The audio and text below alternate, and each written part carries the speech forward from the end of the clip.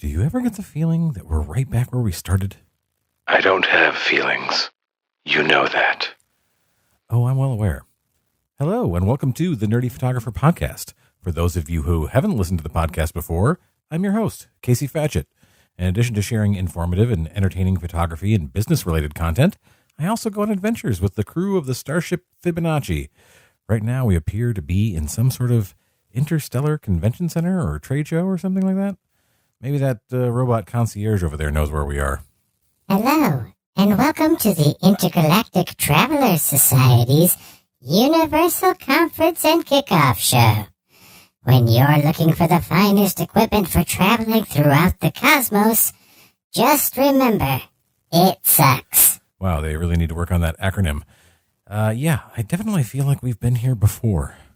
I think I might be losing time again. Well, they do say what happens on Temecula 7 stays on Temecula 7. Perhaps next time, go easy on the scorpion bowls. I'm fine. I don't even have a hangover. And did any of those scorpions actually sting me? No. Bring us a pitcher of beer every 7 minutes until somebody passes out, and then bring one every 10 minutes. That's a deep cut, F 2.0, but I already said I'm not hungover. I get no respect, I tell you, no respect. Are you looking for the finest items to take on your interstellar travels? You there, sir, with a bulb for a head. Can I interest you in a hat? Do not try to dim my light. I would never dare consider it, my fine friend. Do you have anything that can detect whether or not someone has been time traveling? I do, in fact, good sir, have a few items that may help you. If you will step right this way, just behind the curtain, I will show you what I have in stock. Great. Just let me introduce this episode first. On this episode of the Nerdy Photographer Podcast, Leighton DaCosta is back for his 5th time as a guest on the show. We talk about his recent trip to the WPPI conference, Gorin Brothers hats, trying to get a sponsorship from Holdfast, coming full circle as a photographer, and why he didn't like the Batman. All that and more right after the break. Hey, does anyone else notice that this curtain is humming?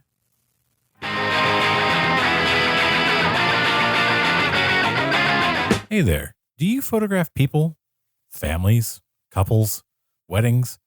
Are you tired of using the same boring static poses over and over again? Try the Nerdy Photographer's Let's Be Real unposed photography prompts to get your subjects engaged with you and with each other.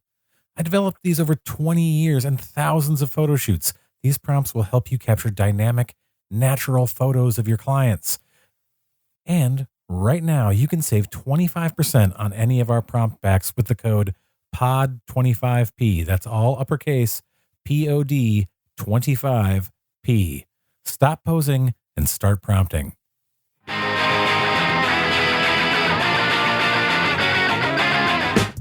I'm Agent Scott. And I'm Cam, the provocateur. And together we are the Spy Hards podcast. Every Tuesday we decode the best and the worst of spy cinema to decipher if they make the knock list. That's right, the knock list is the need-to-see official classics of the spy genre. The best of the best, so to speak. Nobody does it better. From Bourne to Bond and Powers to Palmer, you can bet we will cover it. So subscribe now and revel in the audio equivalent of a smooth martini. Just search for Spy Hards, that's SPYHARDS on all major podcast apps. And let's just hope you find us before we find you.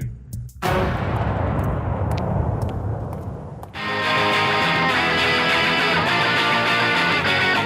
can't believe you didn't like the Batman. Honestly. Oh. Is that what came up on the 20th? So all right, so the Batman, probably one of the best filmed Batmans out there as far as the look. It's that detective noir. It's real stuff. It is no gadgetry for the most part. It's the Batman version of the Mandalorian, pretty much. That was, I think the coolest part was the shield or the bat being used as a knife or a machete. Right. Wasn't too impressed. I like the foreshadowing. Wasn't too impressed with the Batmobile. I get it. I think it's an in-process thing for the Batmobile. Like, this is like his first go at a Batmobile, and I thought it was interesting. And also, like, I agree with you. cinematography was spot on, very much fitting. I thought you probably could have cut 20, 25 minutes out of there. And honestly, I would have got rid of that post-credit scene. Like that's not absolutely not necessary. So the post-credit, well, not a post-credit scene, because I guess DC doesn't do post-credit. But when they were in the asylum, that should have been a post-credit scene because it had nothing to do with the movie. Right? If Batman had a half-second more urgency when he was opening up his notes, it would have took off like 15 minutes off the movie, just that by itself. Right? Yeah. And I think that they maybe went one too far with the Riddler's like it felt like it just like and there's another and it was like you can keep me there like tense for a while, but then it's like really there's another one, like there's another level to this, which I thought was generally pretty good. Was much better as a Batman, and I think that anybody really would have given him credit for. Without seeing it. I think going into it, his roles before, and yes, we always talk about the vampires, right? Right. But I think going into it, he played the role really good. I think where it fell flat for me is, and this is why this actor, which I absolutely hate, this is another sponsor we'll probably lose, but this actor, which I absolutely hate, right? But I think he's the best Batman, even better than Michael Keaton's Batman, right? Which is Ben Affleck's Batman. And the reason why is because Ben Affleck is the best freaking Bruce Wayne. Right. And even when he's Bruce Wayne, he's still Batman as Bruce Wayne, right? And so like he is the Bruce Wayne that I think that if you found him inside of an alley, right, as Bruce Wayne, he would beat you up. Right. Right. I think that what was really great about this particular movie was that they made it clear that he's more comfortable as Batman, and Batman is his real personality as opposed to Bruce Wayne. There were some things I really liked about it. Oh, you know what? We're recording. Hi, everybody. Welcome to the Nerdy Photographer podcast. I'm your host, Casey Fatchett. I'm here with Leighton DaCosta. It's been a while since you've been on the show. Yes, it's been a while, and that's how we do. We do a rolling start like the Daytona 500. Right? We coming hot. Right. Well, speaking of coming in hot, before we get started, tickets aren't for sale yet, but next month, Top Gun 2. Oh man, I nearly lost it in the movie theater when I recently saw the latest trailer, and my wife and I just looked at each other like, yeah, we're there. Finally happening. Yeah, it's finally happening. It is finally happening. And I'm so excited. And I had seen somebody on TikTok commenting on the sound from the first movie and like how great the sound mixing was. And it won an Oscar. And they were saying I watched it in an Atmos theater or whatever, like with the best sound. And I was like, have you ever watched it on the deck of an aircraft carrier? Because I have. and what's so funny is this, like in the little photography moment, of the whole entire, because when I was a cool kid, I used to live that life. But of all the things that jumped out at me in the trailer was the highly, highly retouched photo of Admiral Val Kilmer. Yes, Admiral Kazansky, looking like the Iceman in the photo. So yeah, for sure. I mean, cinematography wise, like that looks, just the fact that they're in the jump seat, whatever the back seat, like the actual taking off and from the aircraft carrier, the stuff is like nuts. It's just nuts. All right. And I think the whole thing is filmed in IMAX too. So I think that's one thing that makes it a little bit better. I think they use IMAX cameras for the whole thing. Well, we have a new feature on the show. We're going to get into really quick here. It's called the Dice Breaker. Going to choose a little quick topic. It's a 7. And that means, what is the worst photography-related purchase or investment you've ever made? Oh, that is easy. The Arsenal. The Arsenal. Oh, the remote. The little remote that is. I mean, considering that's the first thing. And I've bought a lot of gear. I bought a lot of things that I would probably never buy again. but that is the one that I have with vitriol. Like, I hate the thing so much that I would not even sell it. And people are looking for this thing on the market, right? It never really did what it was capable to do. On a scale of 1 to 10, if you're a photographer on a scale of 1 to 10, with 10 being, freaking, what's the guy named? The guy with the black and white that went, Ansel Adams, Yes. right? Right? Yes. That guy. Or 1 being like some kind of cartoon character. The arsenal, if you're over a level 2, it doesn't help you. Things that it was supposed to do were like time lapse, or was overall composition to be able to do HDR in camera and kind of do some all that stuff most of the cameras do now anyway. And it just and the thing about it is they have Arsenal too. Right. They've moved on. So it's that. And that's a sponsor that I don't want, so your product sucks.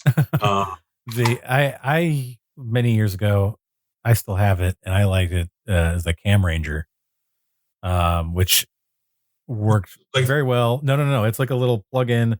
Remote. It's a remote tether. You can use like a lot of real estate guys use it to put on post and put the camera. It's a little dongle like thing that plugs into your camera. And you get like from your phone or, computer or, your tablet, total control. They have a rotating tripod head. So you can do astrophotography. I don't have that. Or like real estate stuff to do like 360 panoramas real estate. But back then, and this is before like a lot of cameras had this stuff built in, you could do focus stacking. You could do time lapse stuff. You could do like timed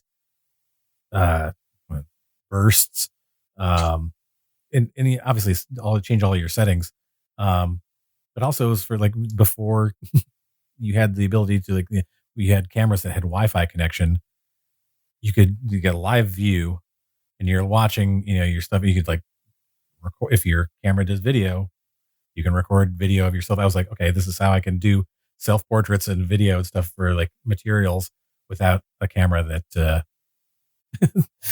That has that Wi-Fi connection. Awesome. Okay, so no Arsenal. Do not buy the Arsenal. So we were going over some topics to discuss today. You just went to WPPI. And for people who are not familiar, that is the Wedding Photographers and Wedding and Portrait Photographers International Conference. Yes, and this year was the end of February, beginning of March that week. I'll cut the chase early. Next year is just the first week of March, so they moved it over 1 week. I went back in August. It was the first time because for those of you that attend Photo Plus Expo, whatever, PV, right? In New York, it's been canceled for the past couple of years. Yeah. And that normally takes place in August. This year or last year, they did the WPPI in August instead, kind of as a welcome back. And then they did the WPPI this past early spring, which was really nice. I think I don't want to put out the numbers, but from what I've seen, there was a lot more photographers there, probably in the neighborhood of anywhere between 8,000 to 12,000, which is respectable, and that's including the expo show. The expo show, which says a lot, because the expo was empty from Nikon had like a booth about as big as my bedroom. Canon wasn't there at all, and Canon usually takes up a lot of real estate. Yeah. Fuji was there as a kiosk, and what's the other big camera manufacturer? Nikon, Sony, right? How do you forget Sony? They're constantly talking about themselves. Exactly. They weren't there. And the Bay Photo. But the thing about it is, there was more vendors there than there were in August. One thing I like about WPPI, it gives me a good grasp, and I'm pretty sure that the PPA does this as well.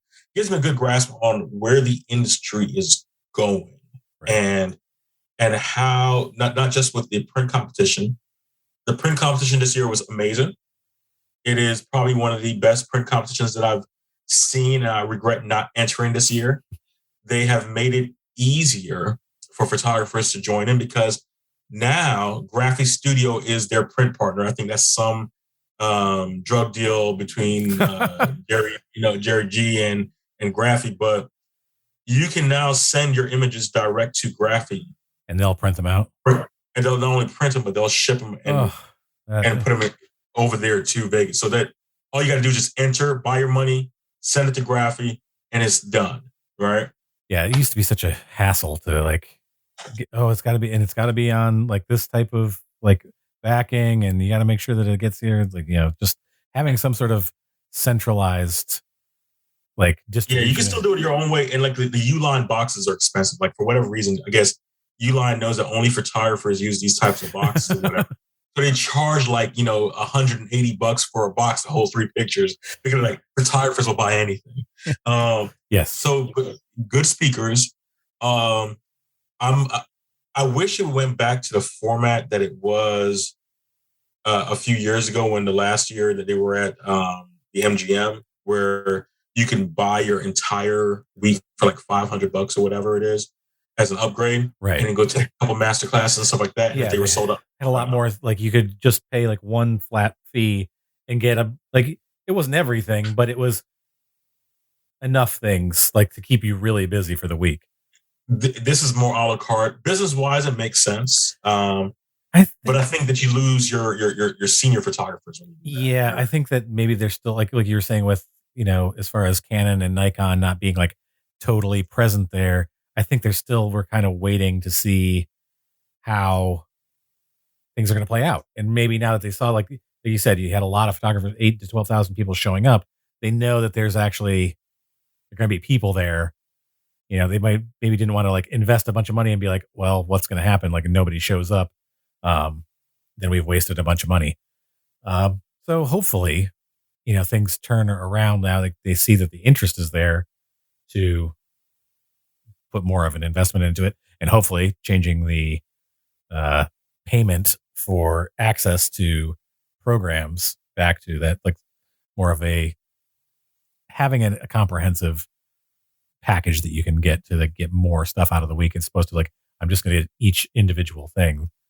Nah, I never like that for anything. Or like, and maybe do a hybrid. Like if you sign up earlier, you get the full package. Right. Reward. And then after that time, it's a la carte. Reward people for early booking, which as a photographer, always been as a business owner, reward people for booking early, not for last minute stuff. So yeah, I think that would be a good model. Did you learn anything interesting? What let me see. What did I learn? I learned not to yellow snow. No. So what's so funny, during this time at WPPI, I kind of crushed 2 birds with one stone, kind of segue here. And what it was that the week before WPPI was Boutique Fashion Week. And boutique is spelled, for those who are listening, instead of using a U, they use a V where a U is going to be at. But it's still pronounced boutique. But it makes it very, very interesting. This was their 5th Fashion Week. They partnered with a company called Gorin, and the hat that I have on is one of their farm trucker hats. But I have been rocking Gorins for 10 years now, since 2012. They are phenomenal hats. They're over 100 years old, family type thing. But anyway, and why I like their hats and their company is always changing, trying to find something different, and it's trying to become part of the culture. And so like I even got my first finally true red-blooded American cowboy hat, right? And it looks like Dwight Yoakam. I want to do a shoot this weekend in LA with it, but it kind of has a Dwight Yoakam type feel. Oh yeah, right. A big white. Is it like a big white wide brim or? So it's not white; it's a black hat though, right? But it is a curl side. Like if you know what, picture Dwight Yoakam hat black. Not so much Toby Keith because he has a lot of glitz and glamour on it. But the thing about it is, this is going to be profane for you people that have dirty minds. But a good thing about having a dude wearing a big black hat is that under that big black hat is a nice size cock. And what I mean that is that like there's a rooster on the inside of it that says cock on the line, right? I wish show it to you, but it's in the car, right? So, and if those who know Goran know that's the trademark. I'm a huge fan. We're both like Goran fans. I've been wearing Goran hats since probably I think 2010, maybe before that. Like I wear them at weddings. Like people would always talk about. I wore them at weddings because I'm pasty, like Scottish, English, German guy, and can't deal with a lot of like sunlight. So I would always be wearing like rocking my Goran, like more of a fedora-y type hats. Fedoras on the wall. But as soon as I saw that picture in your Instagram feed, I was like, "What? You're shooting for Goran? Did you get a hat?" Oh man, got a lot of hats. And Ben Goran is a great guy. Like Ben, one thing I like about it is that when you're the head of the company and you get your hands just as dirty, when we're doing this desert shoot, he's moving furniture, he's doing this, he's organizing, he's styling, right? It was actually the hat at the A La King. It was actually that hat that I saw on Ben Goran first. And I'm like, I got to get that hat, right? Because my first hat was a stovepipe. It's called the White Rabbit, right? And so I've had, like I said, it's between Goran and here comes a name drop, Hold Fast Gear, right? Yes. I have like a couple Hold Fast Gear solos. Their products are so good that as a photographer, and I've always told my proteges, the most important part about being a professional photographer is looking like a professional photographer. Exactly. And those Hold Fasts, man, they make you. It's a step up. And you'll shoot a wedding, and as you're shooting this wedding, you're doing all these angles, but because you had your Hold Fast Gear looking like True Detective or whatever going on there, they'll somebody will come up to you, and we know this from back in shooting rolls of film. Man, your pictures are so good. You're such a great photographer. Wait till you find out 3 weeks from now that these are underexposed. Yeah. I spent a lot of time in Lightroom on these. Yeah, it's I always get the because I wear a vest a lot at weddings. So people will be like, "You look like Doc Holliday," and I'm like, "I am." There are probably 2 Doc Hollidays in me, but I'm definitely not a skinny lunger. But yeah, I always get the gun shooter comments with the Hold Fast. Yeah. Matt, like I said, Matt has been pretty good. And what I like about Matt, same thing with Ben, they've been pretty good, not only keeping their lines exclusive to the quality that they produce, but making small batches and small runs of certain things that people are going to, they really want. Like, and I know that you're recording on audio, but for my folks, is that the snake? This was my first moneymaker. I mean, I got another moneymaker, my All American, which is red, white. Well, it's actually just red and blue, but it has a flag on it. And when I'm down south, they love it. But this is the snakeskin or snakeskin, right? With the bridal leather on the inside, so it's fully finished. Right. And he did warn me. He did tell me that it's going to take it took about 1.5 years for this to really, really break in, become supple. But this right now, I think I got this back in 2014 or 15, and it's in great condition. All my stuff is still like real. I mean, I've had the moneymaker for a long time. My solo is in great condition. I have a solo that I can like attach my dog leash onto. But I talked to him for a while because I was like, I didn't know whether I should bring it up. His little trivia here, Hold Fast with the bowl, the insignia, is actually a Scottish clan like motto and insignia. And I was like, it's actually related to my family's, my sect of that family has a different motto and insignia, but like that's the main one. And I was like, is this from like, I'm just curious. Did you just see this and liked it? Or is this somehow related? He's like, oh no, that is actually where it comes from. So it's the McLeods. Like Duncan's or Connor's? It's more of a Connor. Okay, all right. Some people will get that, like, other people like that. Well, it's if there's another podcast I can go on and be a guest to talk about Highlander. I think I've been on 3 now. Somebody actually wanted to line me up to do another one. So who knows? Maybe a 4th is coming.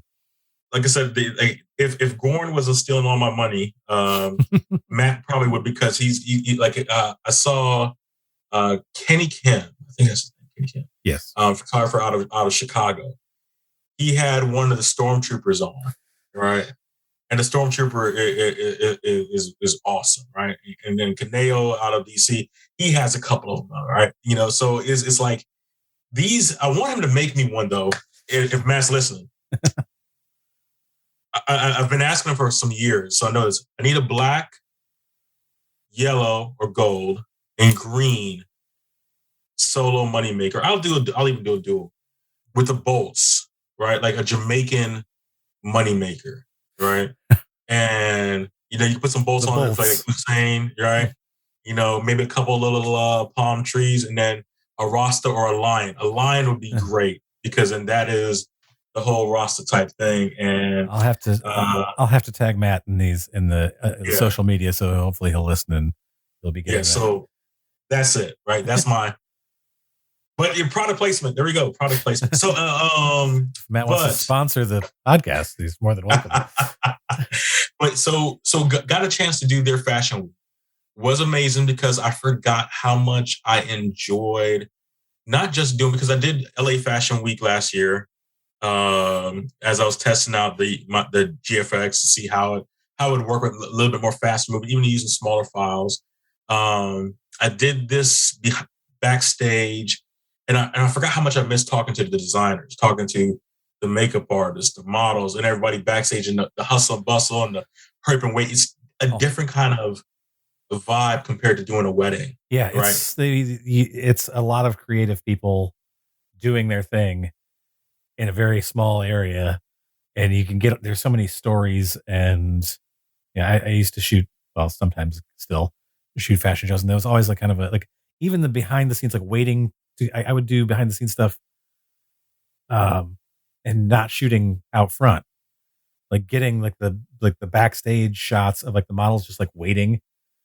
And the stuff is like, I love that stuff. I think Ramona Caveza did one for them, and they actually took one of those and printed it out in their flagship office, like put it on a wall, like a whole wall. One of the backstage shots. Great. So I'm not sure if you know who Art Swangsang is. He is a BenQ ambassadar. Art is Right is his YouTube channel. He used to be a professor at one of the colleges up there in LA. And why I mentioned his name. So there I was at LA Fashion Week last October. And so if you're ever in the pit, at some fashion weeks, there's a lot of photographers, elbow to elbows. You see the old guys, and when I say the old guys, I'm not talking about old in age, the guys that are there every week, every year, or every twice a year, because they got their own little area section, the best seats in the house. It's taped off. Taped and everything, right? So everybody's like, "Oh, I know you. You look familiar." And I'm like, "No, you guys don't know me because I've never been here before, right?" And like I got that like 3 or 4 times. I get that all the time, right? Because I look like, I think I look like probably Ken Griffey Jr. or something, right?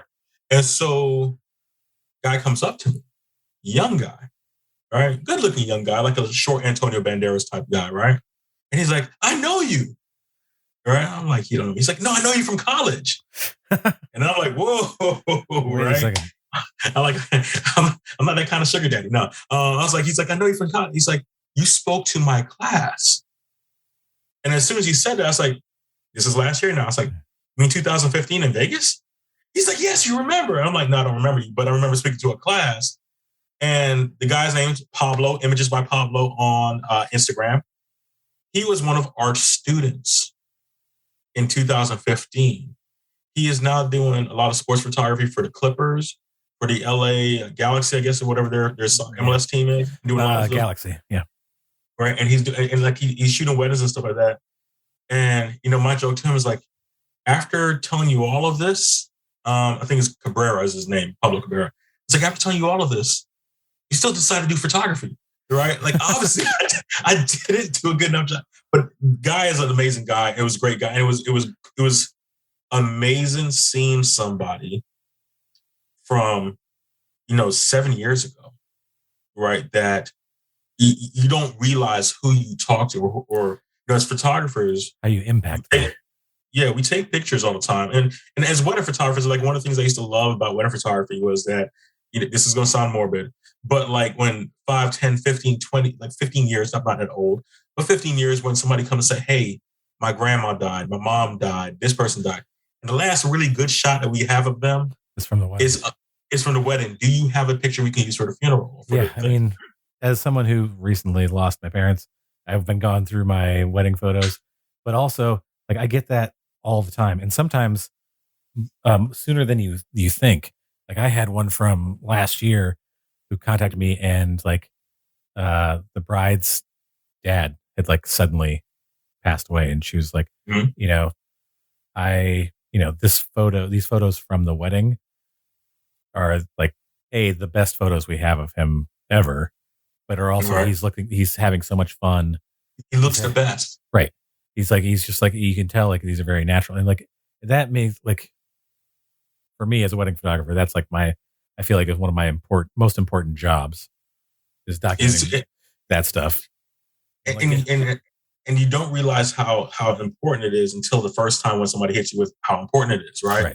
And so, that was kind of one of those things to where, and I use this platform as senior photographers when we talk to junior photographers or people who are just getting in. I remember 10 years ago or even 15 years ago when there was a lot of vitriol for the digital Debbies and the digital Dans and the Mom Tog and Missy Mwack and all these other things going on. And now the industry has changed so much because of these people coming in and coming out of the industry, and some people even coming back in the industry, and that we still have that same responsibility with other photographers that we do with our clients. Right. And so I thought that was a really good thing because, I mean, like that dude could have went a totally different way. Like, hey, I mean, you see what happens in LA, right? When somebody doesn't like what you say or what you do, right? I could have got robbed. Right. Too soon. So that being said, it was cool. Like that being in the pit, being with, seeing the fashion design. I'm like, you know what? I want to get back and start doing more fashion, stuff like that. The challenge is because I told myself that 2025, I was planning to retire from consumer photography, as I call it, in 2025, right? Like that's the goal. And so, that doesn't mean I'm going to retire from photography. It just means I want to do more of what I really want to do. I want to produce, print, and if you like what I produced, you buy and print it, then you buy it, right? And so now I'm headshots, boudoir, and commercial / fashion stuff. And 12 years ago, when I was in Jacksonville, I just came out of the Navy and everything. You know what I was doing? Weddings. Headshots, boudoir, and then fashion stuff, whatever. And that's what and that's why I said it's come around full circle, because I have moved 5 places in the past 10 or 12 years. So since I was in the Navy, I was in Jacksonville, right? So 2014, I moved to Miami. 2016, beginning of that, I moved to Atlanta. Opened up a studio there, got contracted out, and moved to Charleston in 2016. 2019, moved back down to Tampa. And then last year, moved out here to California. So, and every time I move, I got to start over. Yeah, it's a new. We've talked about this before, like when you were on, like like kind of going on the road with your like the business aspect of, being all over the place. And I mean, honestly, in the time that we've known each other, I'm always like, so where are you now? Are you on the West Coast or are you East Coast? It's that sort of like reestablishing yourself each place that you go, and it's funny you mentioned like coming full circle. It's like I've found myself, I've been doing this for 22 years, and like recently I found myself like kind of coming back to some of those things that I did before I started doing weddings. And yeah, there's a comfort in it. There's sort of in coming back to something that you used to do when you were less experienced. Mm-hmm. And then you come back to it years later and you're like, oh, I see this in such a different way now than I did when I was starting out. Because when I was starting Exactly. out, I was looking at this as, oh, this is how I make money. Or like, this is something that I had a strong interest in, and it doesn't make money. But there was whatever the reason was you started doing it, you come back and you're like, oh, that sort of colored the way that I did this when I was doing it years ago. And then you come back to it later when you're like more experienced. You're like, oh, huh, interesting. I have a new perspective on this type of work. And what is nice about that too as well is that, with my proteges, I have a saying that said like, well, I already said about looking like a professional photographer, but I would say it's not about the gear until it's about the gear, right? Yeah, because we all have gas, right? And those who know me long enough know that I believe in having a 4-wheel drive vehicle, right? Most of us will never ever need a 4-wheel drive vehicle until that one time that you need a 4-wheel drive vehicle, right? And so when you get gas early on in your career, you try to chase everything because you think it's going to make you a better photographer. As you get older, you get gas because you think it's going to make photography easier. And so it's I just set up. I had my canned about 6 years ago. I finally got to my canned headshot mobile. I can take it anywhere in the world. Yeah, headshot station. And I used to call it my $10,000 setup, right? Now, thanks to medium format, it's now my $25,000 setup. But with the exception of the camera, the setup is exactly the same setup I was using 6 years ago. And when I mean that it's exactly the same setup, I learned to buy better. Don't just get everything that you want. Right. Buy better. So I'm still using the same Bogan Manfrotto heavy aluminum tripod. All right. I'm still using my company. I think they're out of Ohio. My eyeliner, right? The official, the Larry Peters. And the thing about it is, Larry Peters, for those there's a guy in Jackson who had the original, it looks like a steel pan drum or whatever, original eyeliner that's actually really metal, right? Still using that. Still using my Savage collapsible backdrop, which I probably need to get a new one, right? Still, and it's just more efficient now, right? The only difference is that my back stands are changed, right? So why I bring that up is that now that we're here, I tell guys now, and I don't want to go too much in gear, but like when we use like Pro Photo or something like that, it's not because you're buying Pro Photo because of the Pro Photo name. It's that, hey, there's one knob or there's like 2 buttons and that's it. I don't have to go through a whole bunch of button and menus. Could this be better? Yes. Is there a $300 solution out there that makes the job more fun than this $3,000 solution? Yes. I don't want to mention any companies that start with G, but not until they want to sponsor me. But that being said, right? I try to explain to them is like the easier that you can find light acts and look what it does, the less and more simplified your setups become. And then when you do the why was I about to call this guy Rand McNally? When you do the Joe McNally, right? Because he's all over the globe. That's why. And you add the 47 speed lights to the shot, you realize that he's just adding one speed light 47 times, right? Like each speed light has a purpose, right? Right. And so this is kind of where I say, like, coming back around, every time I do a shoot, it has a purpose. I learn more of the business. I don't give a discount on my minimum, so to speak. Right. I give a discount on my value add-ons. So the things that don't cost me, right? Or the things that like you've already gotten somebody to like, oh, I'm getting this more premier package or whatever. Like then I'm like a little more likely to be a little flexible on that price because you're already investing in me. You're like understanding that there's a minimum to this. An online gallery doesn't cost me more to give it to you. Right. Right. But I charge for an online gallery. So I'll tell you what, if you book me for 2 more hours, I'll throw the online gallery in for free, and that saves you a couple $100 off of that. You know what I mean? Just like little things like that. Yes, I know that's a trade secret. I'm sorry. Well, I mean, it does cost people things. I mean, like it costs you whatever if you have a subscription or whatever it is. Like it does cost money.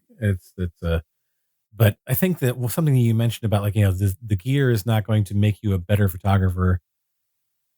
I think that that's something that I just saw an article on one of those websites that I will not mention that starts with a P and has another P in it. The guys down in Puerto Rico. Yeah. The Metamixel. Yeah. It was like a Canon R5 is not going to make you a better photographer. No, nothing is going to make you a better photographer. There's no piece of gear that's going to make a better photographer. I always, and it took me a while to sort of like, I had gear envy as well as gear acquisition syndrome. I had gear envy syndrome. I'd be like, oh man, all this stuff. Like, I don't need all that stuff. What is the job I'm trying to do? Or what are the photos that I'm trying? I always said to somebody, like, I had people asking me questions like, oh, what gear should I get? I'm like, what are the photos that you're trying to produce? And I can tell you that there's probably some things that will work better for that. But, Right. Who am I to say, like, you shouldn't be shooting portraits with a 35 millimeter if in your head You have a look that's for it. the vision. Like that, you have to think about your vision before you like find the things. And I think that it's good for people to sort of like play around for a little while before they start going like, okay, this is what my kit is going to look like. And I have different kits for different things. And that's the thing. It's like I go through and like, okay, this is what I'm doing. This is what I'm trying to accomplish with this shoot. This is what I'm taking with me. And I have people who like, oh man, I'm so jealous of your gear bag. And I'm like, well, that's a 20-something year gear bag. Exactly. Like, and that's, you don't know what's got kicked out of that gear bag. Right. There are plenty of things. I was going through my basement and I was tossing a lot of things. I found, I don't know if you remember the ring flash that you attached like the speed light to. You remember those? Yeah, the ones that they use like pretty much for CSI type things or whatever. Or you talking about the one that just goes to the top. There was and it goes around the lens. Z flash. Yes, yeah. That was the Z flash. There was an Orbis, which was another one that attached via a bracket to like your regular speed light and had like it's got like mirrors or whatever. And like, right, I found one in my like box of like old gear that I no longer use. And I was like, man, I wasted like $150 on that thing, but I used it for a while. I have an Alien B ring flash. I do too. That's in the box right now. I have not used it in probably about a good 4 or 5 years. That was my go-to photo booth light. Oh wow! I remember for weddings because I just like set it up on a tripod and put the reflector right on it. Yep, and that's it. Like and I'm about and I keep telling myself, I'm like, you know what, this year I'm going to use it just for 2 reasons. One, I'm going to use it because I haven't used it. Let me see what kind of creativity I've gained in the past like 4 or 5 years. And 2, right now nobody's using one. So the images are going to look different than everybody else's images right now. Right. Well, and that's the thing. It's like, I look at that and I'm like going, man, there were a lot of times I didn't take that out anywhere to go like shoot out on location because I didn't have like the backpack, like power pack that used to go. I'm like, now I've got like, little battery packs. I'm sure could like power that thing. And I could put that in my bag and just be like, beep, beep, beep. Like, what's so funny? I learned this, and I'm going to give Jerry G some credit on this about staying away from faddish designs in your wedding outfits, right? Yeah. Well, so as I'm showing my protege, obviously my photography has gotten better over the years, right? But I showed her a wedding album that I designed before going to the print competition in 2015 and going after the print competition in 2015, 2 different albums. 2 different things. And so what's so funny is I'm opening this thing up and I see so many sepia tones. I see so many, color, sepia, black and white on the same page or on the same spread. And what broke my heart more than anything else, I have this beautiful black and white image with a blue bottle. The selective coloring? The selective color. Like looking like the diamond, what is the Hope, not the Hope diamond. What's the diamond in Titanic? Oh, the heart of the ocean. The heart of the ocean. It's looking like the heart of the ocean, right? And I like, and what makes it so bad is I still like the shot. but but I know that it's a crappy shot, right? Because of the selective color. I know it's dated. I should say that. I know it's dated. I have one like that. It's that was this the bride like was outside, like getting out of the limo, and it was pouring rain outside, and she had this red umbrella on and ruby slippers. Like her shoes were like bright red. And I did one that was black and white. It was just the umbrella and just her shoes. They're in red. And this is like, I think 2006, maybe 2005. And I look back at that and I'm like, oh, that's kind of terrible. But then I remember she was an illustrator. She illustrated children's books, and the only color in them was red. That's why she had like roses, and like why red was so prevalent in her. Like, it was just black and white, but like it was like The Girl in the Red Shoes was the name of the series of books that she illustrated, and I was just like, it meant something to her. I normally wouldn't have done that, and I was like, I think back and I'm like, oh yeah, that's why I still kind of like that shot, even though it seems dated to terrible to anybody who doesn't know this. Anybody who knows doesn't know the situation is like, that's not good. But like I know for her that was something for her. But yeah, never do that again. And it's sort of like I got out of that whole fad thing. Like my wife tells me that I eschew fads and trends to a point where it's almost detrimental to the business side. It's like, people want this, and I'm like, yeah, but are they going to want it in 5 years? Like, that's the thing. I'm always going for timeless. And so going back to what you were saying, like once again, now I know we're talking about like, so the one thing I like about the Fuji camera is the Fuji treatment. So whatever you want to do to their timeless filters, whatever you want to call it, their color profiles. Right. Well, you talk about gear envy, and I'm fortunate to have the GFX that I do, but it's like there's still a camera that I want, and the camera that I want is only for one reason only, which is that the Z9, right? And that's only because of the dual video output, right, or the dual sensor output, I should probably say. Right. Now, if Nikon turned around and said, "Hey, we have a $3,000 camera that only gets 5 frames per second, not 160 frames per second." Right. There's a lower, but it has this function. Right.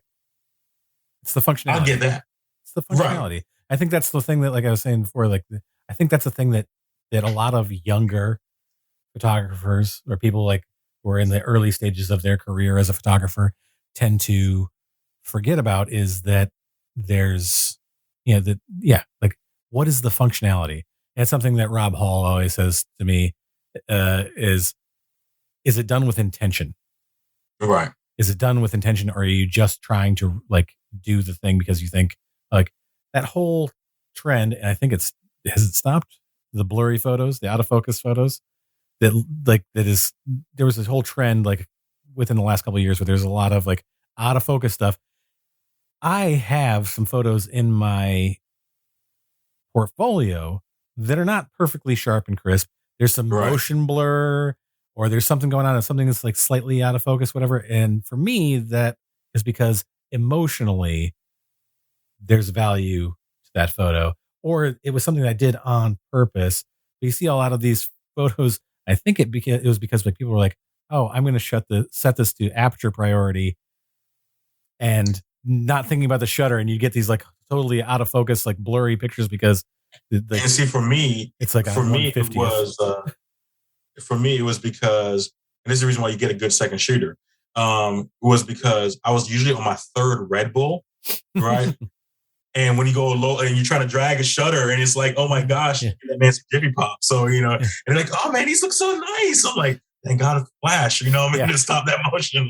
So second curtain sync. But yeah, I just want to touch on that because and I know we're running short on time, but like the whole part about doing photography, I think as you get older, I think a lot of photographers about 5 to 10 years, somewhere in that window, I want to say most of us become burned out. I don't want to say all of us, but most of us become burned out. and we get to a point to where we're only doing it because we get paid. Like we go full Marshawn Lynch beast mode and be like, I'm just here so I don't get fined. I'm just here to keep some money. I mean, that's it, right? I don't want to be at your wedding, but I'm here because, and you don't know which, but that photographer can look back over their catalog and tell you during this time of my life, I was depressed, I was sucked, I was going through a divorce, my parents died, my dog, what something happened, right, during this time, or this was the time that my son was born, or my daughter graduated out of high school. And I think what ends up happening, right, to kind of a little segue, is that we get so involved in the technicals, what other people think, what the things that really don't bring us, one, and I'm going to say this, money, but two, that doesn't really bring us joy to enjoy. There was a big push, there still is a big push of making six figures as a photographer, right? And, six figures hits differently in San Diego, right, or New York or DC than it does in freaking Atlanta or Charleston or whatever. Right. There's a difference of life. Yeah. Cost of got a chance living and doing business is different in different places.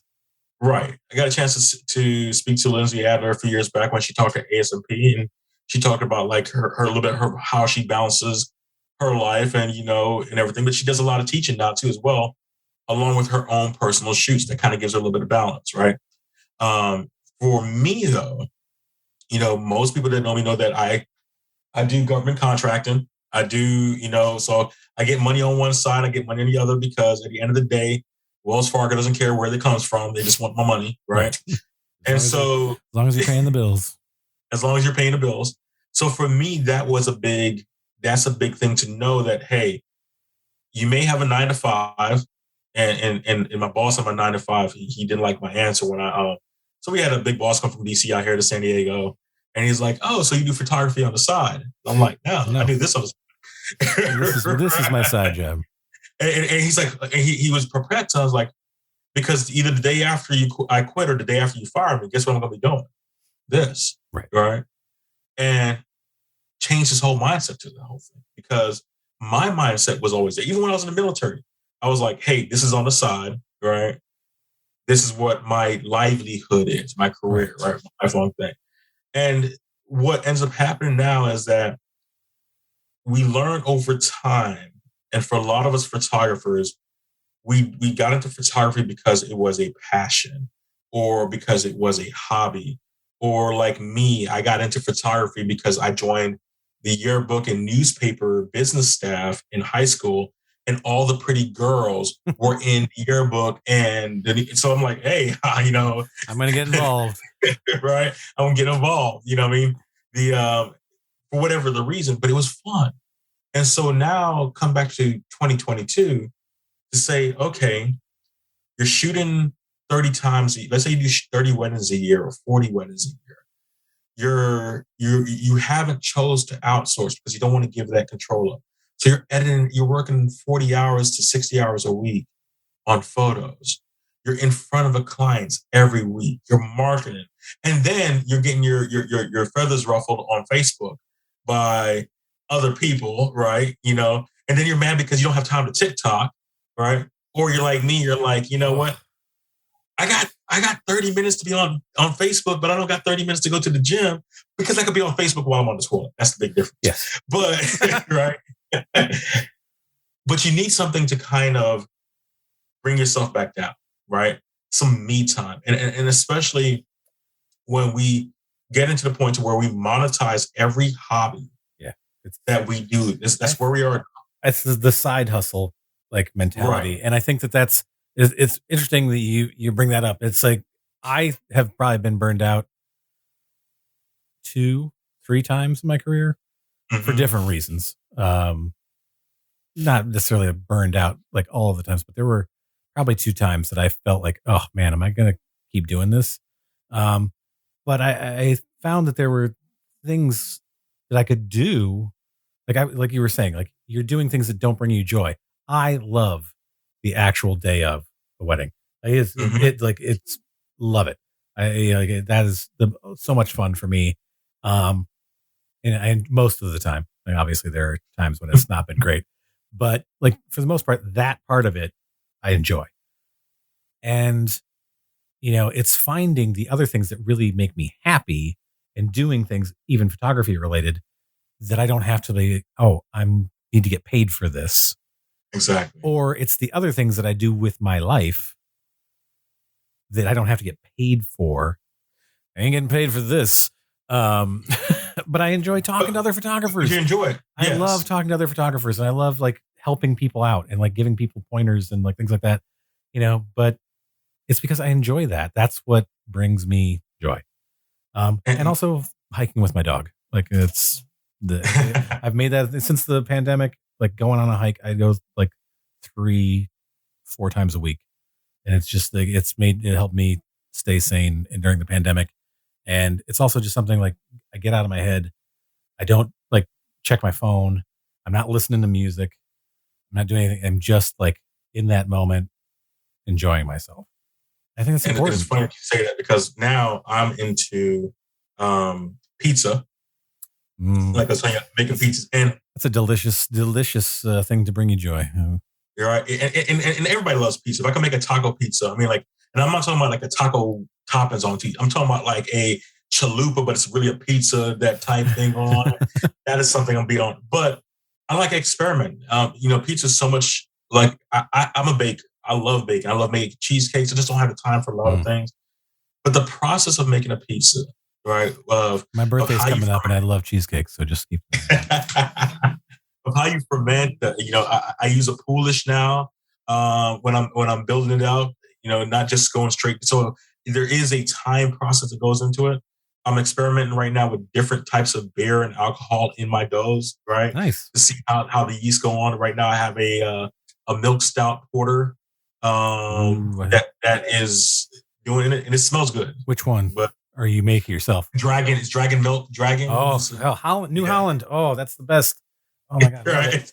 I would suggest also if you can find it. It's not. It's we have it, Belhaven, which is a Scottish beer. It's one of my favorites. It's like drinking a Guinness without the bitterness. Okay. And it's really nice, and it's hard to find.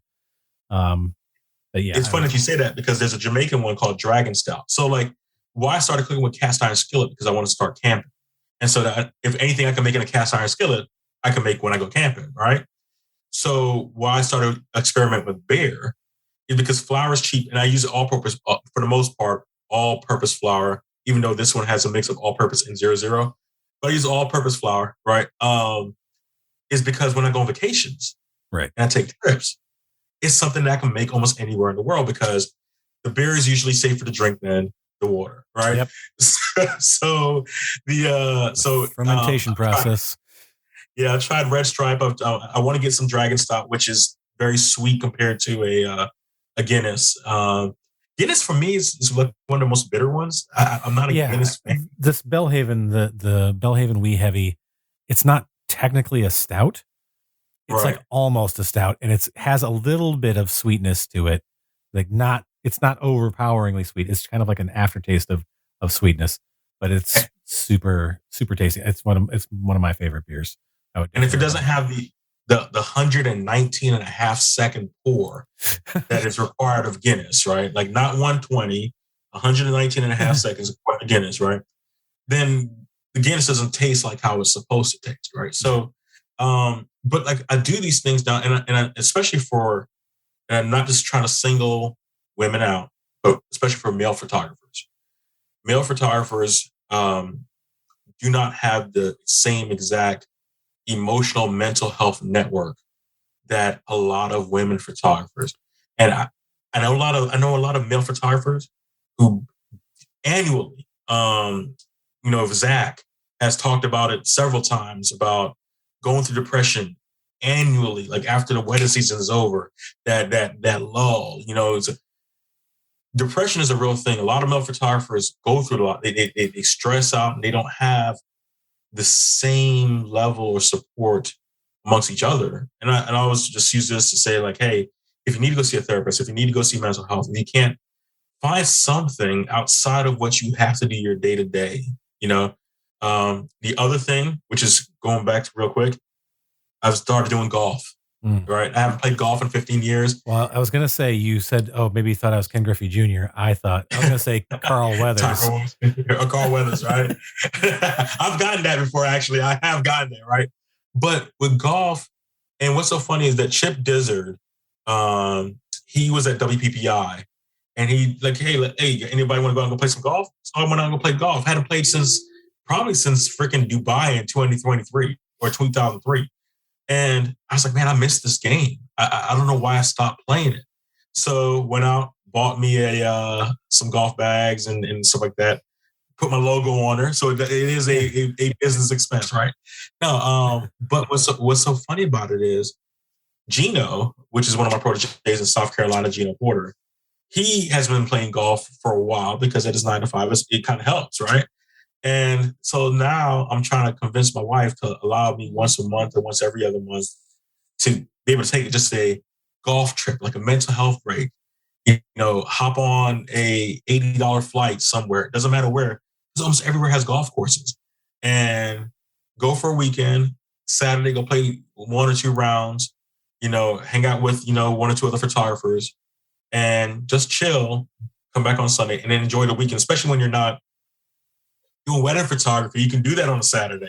Yeah, well, I was going to say, I've actually, since the pandemic and like they opened up the golf courses, I hadn't been golfing in a while, and I picked it back up. I used to golf all the time as a kid, in my 20s, go golfing until I moved to New York. And whenever I go home to Michigan, I would always get in a couple of rounds while I was home. That sort of fell off, and I can't remember when it was. It may have been 2019, actually, right before the pandemic. I was like, I'm gonna start golfing again. Picked up a set of clubs. I would go out occasionally. Now I'm a member of all there are 6 golf courses within 5 minutes of where I live. One of them's a county course. And you can come out here, we'll go golfing, man. There's a lot of places. I'm a member of the county system. They have 3 or 4 great golf courses. And, right. And you can get on pretty during the week pretty easily. Weekends, depends. But since I'm a member, I can schedule 10 days ahead of time if I want to go on the weekend. Yeah, it's for me, it's very relaxing. I can totally understand what you're saying. And there is even in, I think it was 2011, which was the year I got married. I did 40 weddings. Mm-hmm. And after that, I was sort of I have to limit the number of weddings I do. Both for my physical and my mental health. I needed to say okay, 25 is probably where I'm going to max out. Because otherwise, I can't, from a business perspective, I can't give everybody the level of service that I personally want to give, and how my business plan works out. How I treat my clients. I want to give them that personal attention. Once I get over 25, it becomes less, right. I'm less able to diminish returns. Right. And it depends on how big the wedding is, how much is involved for me. But, and that's where I kind of inflexible would maybe do more, but it's also so that I can have sometimes have a weekend where I can just go and golf or do something with my wife on a weekend, when there's, instead of I'll see you in, October when wedding season is over. Right. Yeah. You gotta keep track of those sorts of things. I don't know how you're feeling about that. Do you have anything to add to that, or? Well, like I said, no, that's the big thing I want to talk about is that, just having the hobbies, having a way for us to kind of decompress. It doesn't have to be something extra. Like you said, hiking. It could be going hiking. It could go camping. It could be just, hey, you know what? Seeing a new spot, but something that is not going to be monetized and that you feel the stress of even doing this. And like I said to you earlier, I'm going to, I'm starting to put more of my one-on-one stuff on YouTube, not because of quote unquote monetization, just because it's hey, you know what? I want to be able to get this stuff out and have a library that I have to do less. I don't say less one-on-one coaching, but it's already there. Right. Because I can direct you to this. I can direct you to it, and be more efficient. And I think at the end of the day, a lot of us, I think if you're in this industry for anything over 20 years, I mean, there's very few people that have been in careers 20 or 30, 40 years, unless you're like a congressman or something like that. But, anything that's over 20 years is a good run. And I think that, when you start off in something in 2020 and you're sitting here at 2025, 2030, 2035, 2040, right? You've gone 40 years. That 40th year should feel like a celebration. And actually, really, anything before that should feel like a celebration, Yeah, unfortunately, my 20th anniversary was in 2020, so it wasn't the celebration that I wanted it to be. Right. So, like I said, as we move forward, I just don't want to be the bitter old guy. Hey, Gary Fong, I don't want to be the bitter old guy that is really, really smart, really, really this, really, really that, but still doesn't feel like they're having fun. You know what I mean? Yeah. I like, it's about at the point you should be having fun at a certain time. And if it's not fun, I think that's one of those things to where, whether it's a 9-to-5 job at a certain point in your life, you shouldn't be afraid. I say this all the time to everybody. The one thing you should never be afraid of is getting fired. And the reason why is this. I call it the Bill Belichick rule. Wear a sweatshirt. I must say, no, it's not cheap. The reason why I call it the Bill Belichick rule is this. Bill Belichick arguably is the most successful coach in football history, right? Not just NFL or college, but football history, period. And he was fired from the worst organization in the NFL. The Cleveland Browns. Well, the Cleveland Browns. I would say that the Detroit Lions are up there too. So some might say the Jets, right? I would say the Chargers, but that's just me. But right, and the thing about it is this: as much as he gets hated on, if you are a Cowboy fan, which is the Cowboys, most people hate the Cowboys. Jerry Jones would hire Bill Belichick tomorrow if he could, right? Absolutely. And most people would be happy with that. So that's why I said at the end of the day, do what you love because you love it, right? Tom Brady came back out of retirement 40-something days because he realized that, you know what? Oh, because he's going to Miami. He's going to Miami. That's what. He's already a 40. He's already retirement state already, right? Coach K came back out of retirement. Oh, that's too soon. Is that too soon now? Right. Only been 2 days. What? Because he couldn't live with the fact that his first loss and his last loss came from the same team, right? So even what's the guy, the punchy guy, Mayweather. Yeah, Mayweather's boxing again sometime this year. Why? And it's for money, but it's something that he's good at. He doesn't even need the money.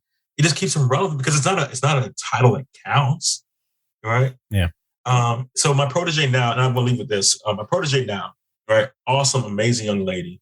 And I was straight with her because, I said that you're going to have life changes. She's 30, in the mid 30s. You're going to have life changes in the next 5 years that may interfere with your photographic journey. Right. It is what it is.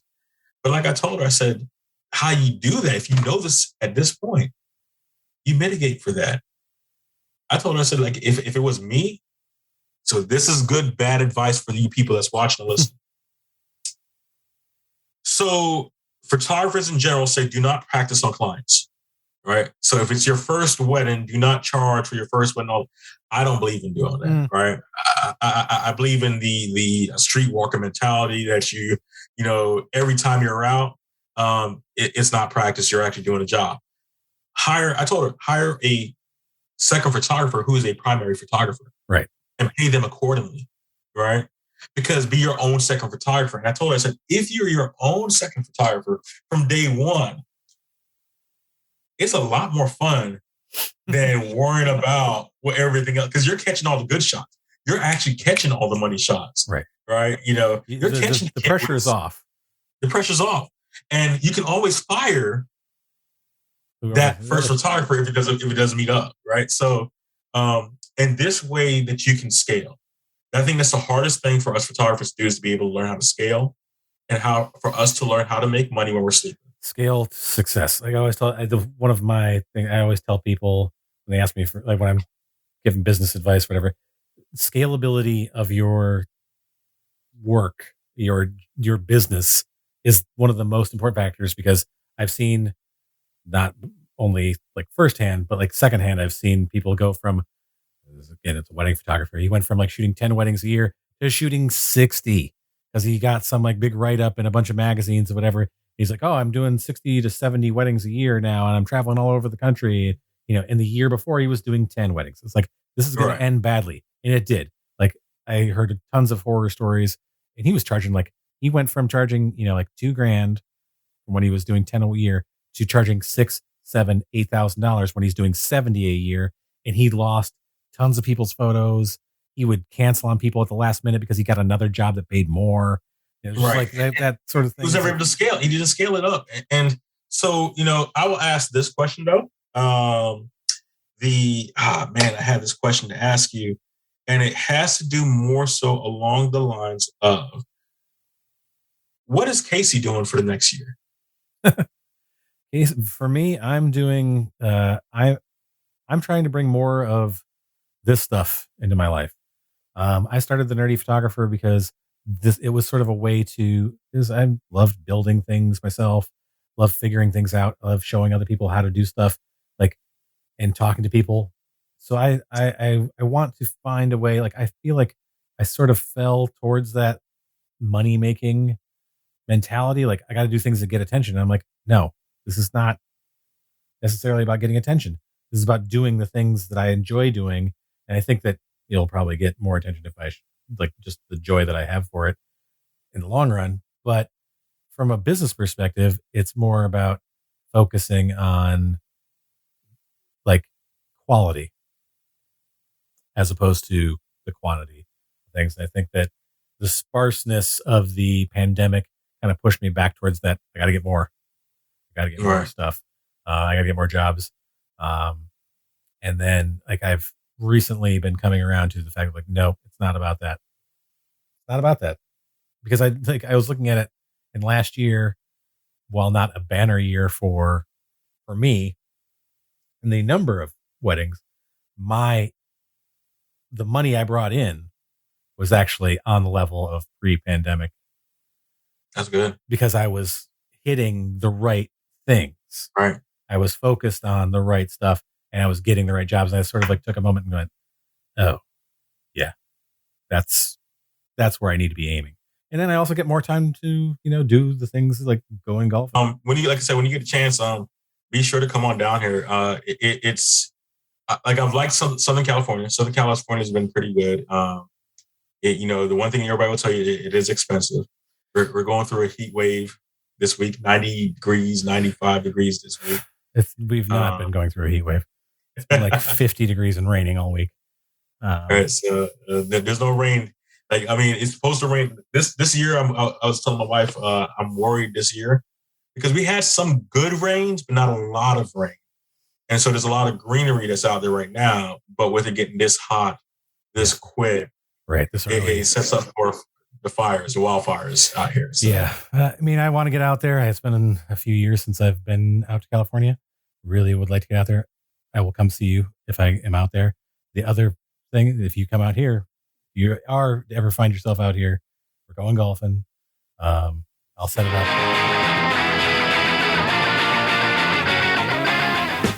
Yeah, so I'm not sure how we handle the situation. Did you have a contract? Well, I had one I found for free online, but my lawyer says it might not hold up.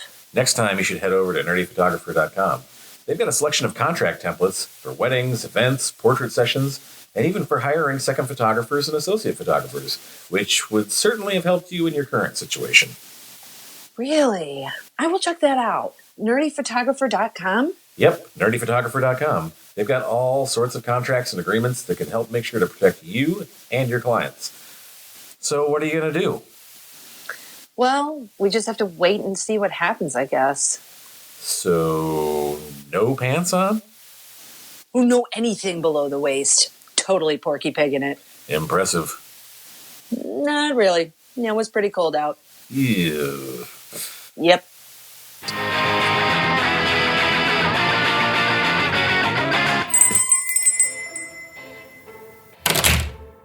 Ooh, I've been dying to try this place. Oh my god, me too. I've heard such good things about it. Welcome to the Crime Diner. I'm Cindy. I'll be cooking for you this evening. Here are your menus. Ooh, what are you thinking about getting? I don't know, murder with a side of cannibalism? What about you? Ooh, that sounds good. I'm torn between historical mayhem and the social injustice, maybe? Oh.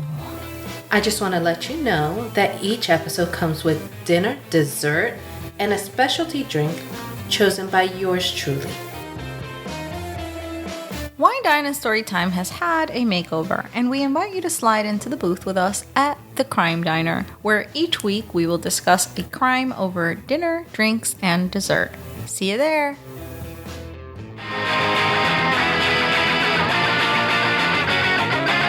Hey. And now for my favorite part of the show. What's that say? Useless information. This is always death.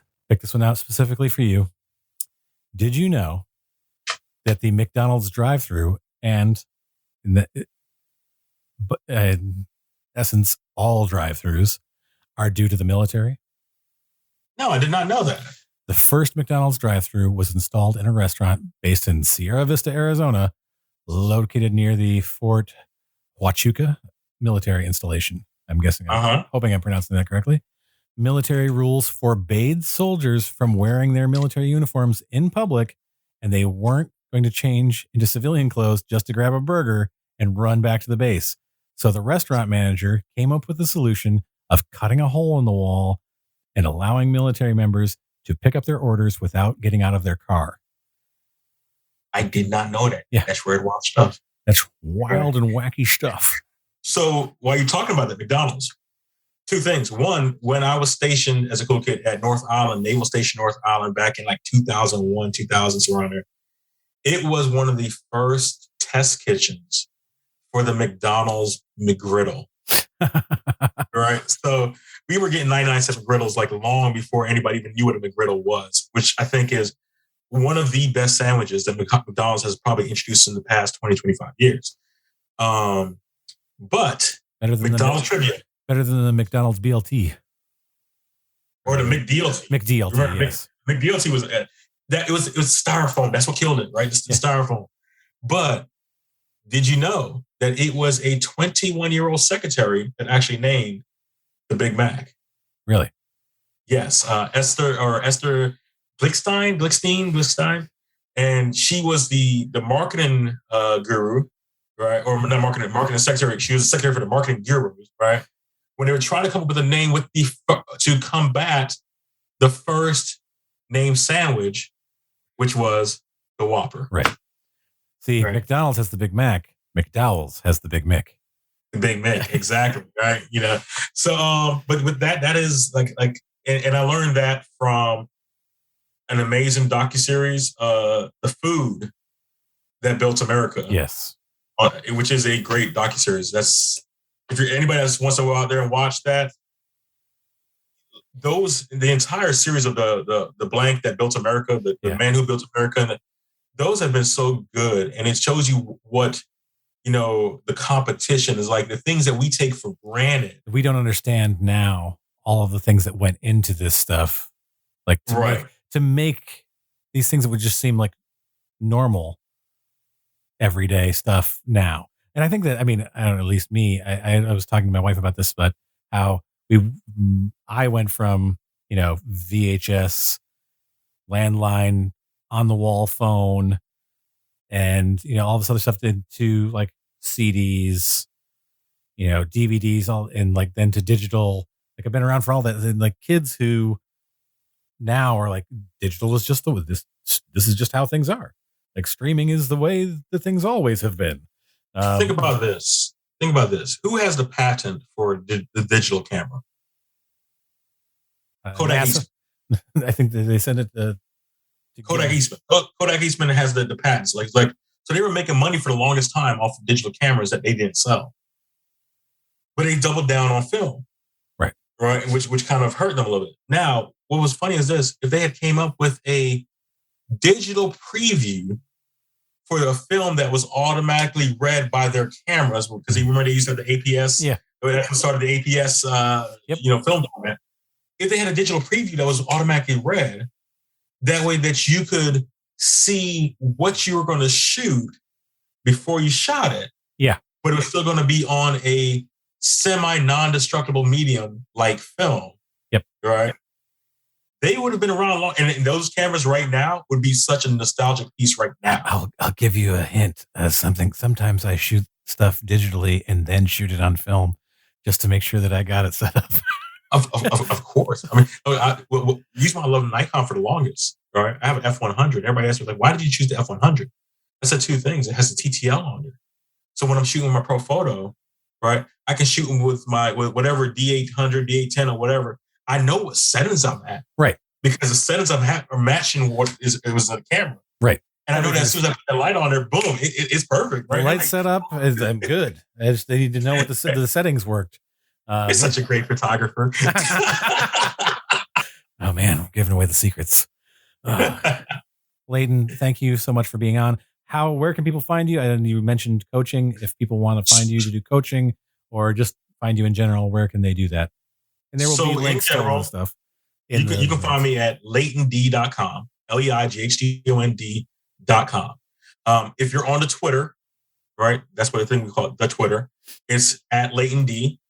If you're on the gram, it's at LeightonD Photo, or Facebook's at LeightonD Photo. That's photo spelled PHOTO as well. So just to make sure for those phonetic people. And even though the word phonetic is kind of not phonetic, but that's beside the point. So with that being said, that's the best places to find me. And if you look really, really hard, you may be able to find me on Cash App, Venmo, and Zelle. And just send him money. Just send me money. Just send him money.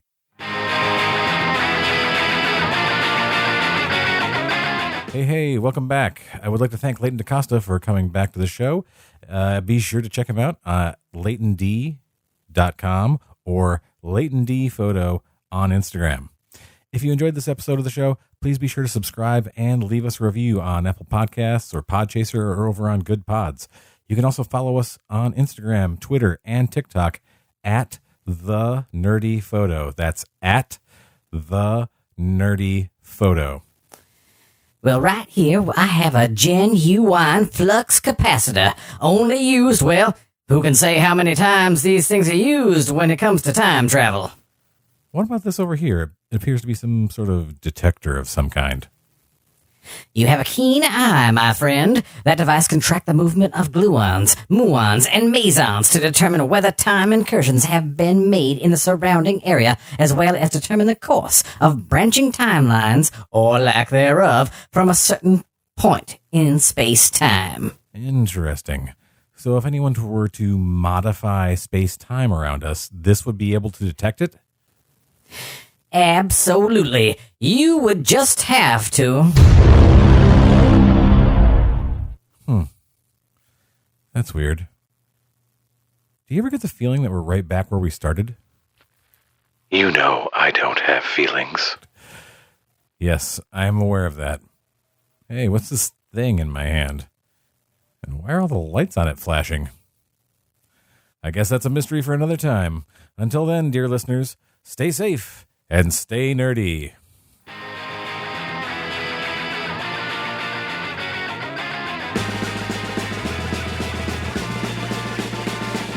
Who's that coming back to town? You better start listening. Who's your heart been beating about? You better listen.